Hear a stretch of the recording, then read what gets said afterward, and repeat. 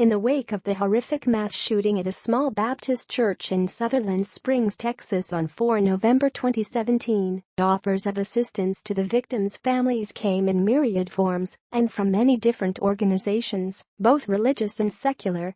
One of the most expansive offers of assistance has come from the North American Mission Board, NAMB, which serves, among other things, as the primary domestic missions agency for the Southern Baptist Convention, of which the First Baptist Church of Sutherland Springs is a member. On 7 November 2017, NAMB released a statement offering to pay for the funeral costs for the victims of the mass shooting. On behalf of the Southern Baptist Convention, NAMB has offered to cover funeral expenses for all shooting victims in coordination with the Southern Baptist of Texas Convention, SBTC. This follows an earlier offer made by the Texas Crime Victims Compensation Fund, which is part of the Texas Attorney General's office, to cover up to $6,500 per victim for funeral expenses.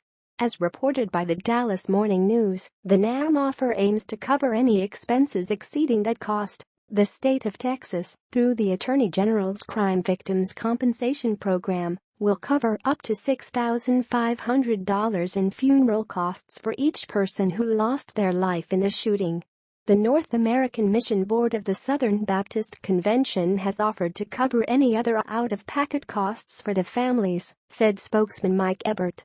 It was important to us, given their size and limited resources, for them to know that this would be covered, he told the news in an email.